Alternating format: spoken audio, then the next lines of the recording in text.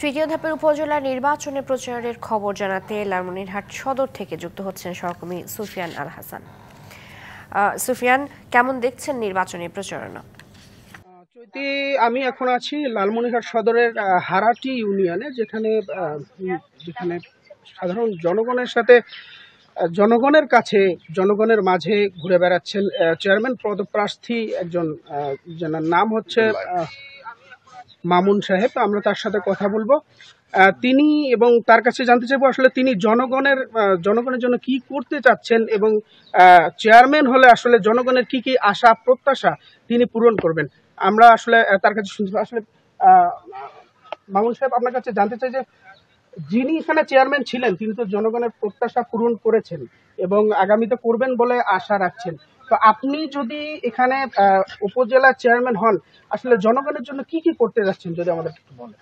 উত্তর জনপথের অবহেলিত অঞ্চলে লালমনিরহাট, তো আপনি জেনে থাকবেন যে জিডিপি যে বৈদেশিক মুদ্রার যে ইয়েগুলো, লালমনিরহাট 63 নম্বর জেলা হিসাবে পরিগণিত হয়েছে।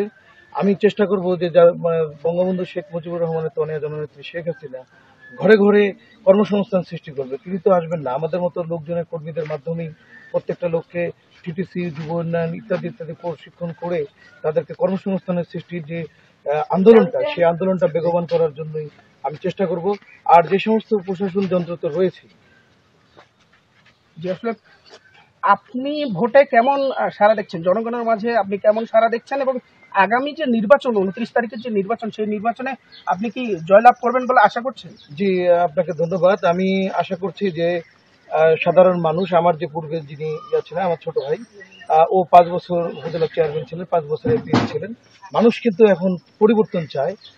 আমি বিশ্বাস করি এই পরিবর্তনের অঙ্গীকার নিয়েই আমাকে জনগণ মোটরসাইকেল মার্কায় ভোট দেবে এবং আমি বিজয়ী হব ইনশাআল্লাহ। হ্যাঁ চৈতি, আপনি আসলে যেমনটি শুনছিলেন, আমরা এখন ছিলাম লালমনিরহাটের হারাটিতে। এখানে জনসংযোগ করছিলেন মামুন সাহেব, অ্যাডভোকেট মামুন সাহেব। আমরা তার কাছে শুনছিলাম তিনি নির্বাচিত হলে আসলে জনগণের জন্য কি কি আশা প্রত্যাশা পূরণ করবেন সেটি শুনছিলাম। তো এই ছিল লালমনিরহাট থেকে সবশেষ খবরাখবর নির্বাচন। সুফিয়ান, ধন্যবাদ আপনাকে।